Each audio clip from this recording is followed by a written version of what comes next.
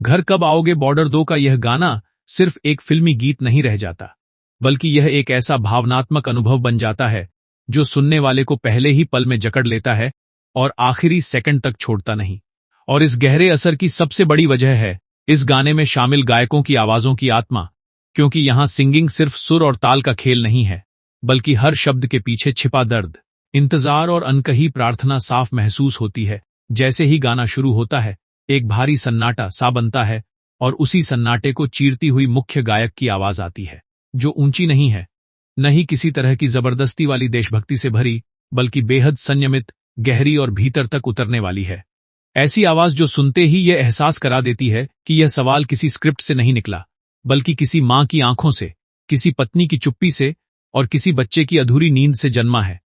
मुख्य सिंगर की गायकी में जो ठहराव है, जो शब्दों के बीच दिया गया माइक्रो पॉज है, वह इस गाने को और ज्यादा असरदार बनाता है, क्योंकि हर रुकावट में एक अनखा डर छिपा है, भी डर जो सरहद पर खड़े हर सैनिक के घर में रोज सांस लेता है। जैसे जैसे गाना आगे बढ़ता है, जब सपोर्टिंग वॉइस या कोरस जुड़ता है, तो वह किसी म्यूजिक टेक्निक की तरह नहीं, बल्कि उन तमाम अनसुनी आवाजों की तरह महसूस होता है जो एक साथ यही सवाल पूछ रही हैं, घर कब आओगे और क्या सच में आ पाओगे।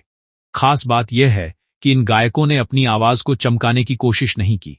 न ही किसी हाई नोट पर जाकर तालियां बटोरने का प्रयास किया, बल्कि उन्होंने जानबूझकर अपनी गायकी को जमीन से जोड़े रखा है, जिससे हर शब्द सच्चा लगे। और यही ईमानदारी इस गाने को खतरनाक रूप से प्रभावशाली बना देती है। गाने के अंतरों में जब आवाज हल्की सी टूटती है, सांस भारी होती है, तब दर्शक को यह समझने में एक पल भी नहीं लगता कि यह टूटन अभिनय नहीं है,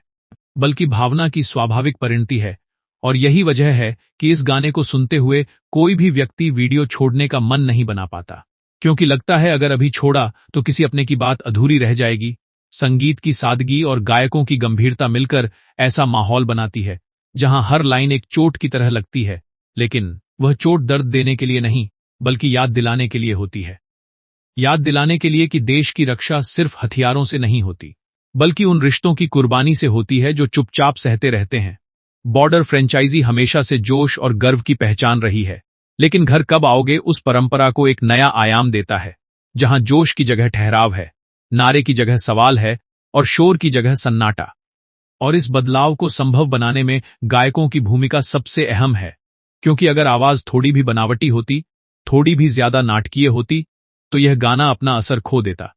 यहां हर सिंगर ऐसा लगता है जैसे उसने गाने से पहले उस किरदार को जिया हो, उसकी बेचैनी को महसूस किया हो और फिर उसे आवाज दी हो। और यही कारण है कि जब हुक लाइन घर कब आओगे बार बार आती है, तो वह रिपीट नहीं लगती, बल्कि हर बार और ज्यादा भारी हो जाती है। यह हुक दर्शक को पकड़कर रखता है, क्योंकि यह सिर्फ सुनने का अनुभव नहीं देता, बल्कि सोचने पर मजबूर करता है।